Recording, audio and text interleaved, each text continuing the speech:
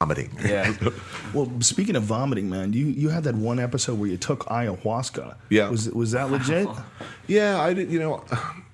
I've taken a lot of LSD earlier in my life. So by the time I took ayahuasca for the first time, so I was like for me, it was kind of like ecstasy in the sense that I'm sitting around waiting to get off. It didn't work? It did, but it was a big deal, Really? LSD, now that's a drug. Right.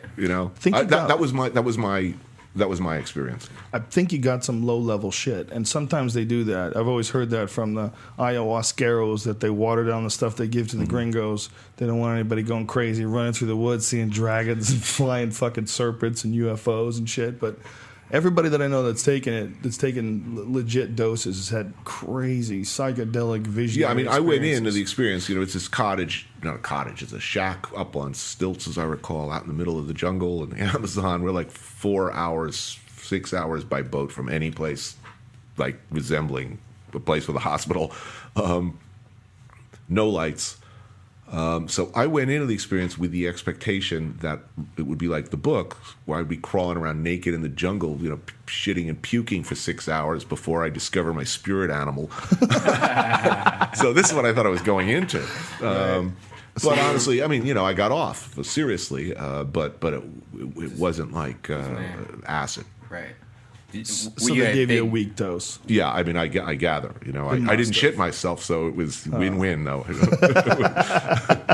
How deep were you in an acid? Like mini hits, or were you a 1 or 2, or did you because I used to hang out with guys who would be like, I took 11 hits, and I'm like, what? Right. No, I was not one of these guys who'd sit around like, taking too much. I mean, right. You know when it's enough. Right. Do you make your mushrooms into a risotto first, or do you do anything fancy? Back in the day, we did marinate the mushrooms in honey, I think. We marinated them in honey overnight or longer, and then would mix it into a big pot of hot tea, and the whole kitchen would be drinking this tea all night long.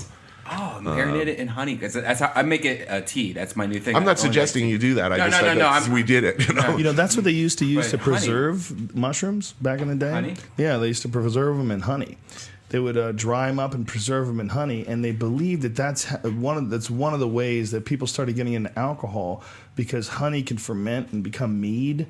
And that that eventually, like, this is like one of Terence McKenna's theories, that people went from being intoxicant oriented, like with psychedelic mushrooms, to alcohol oriented, and that somehow or another fucked society up. And at one time we got along way better. He has this. I got a great bit of history, actually, that I was reading about coffee lately.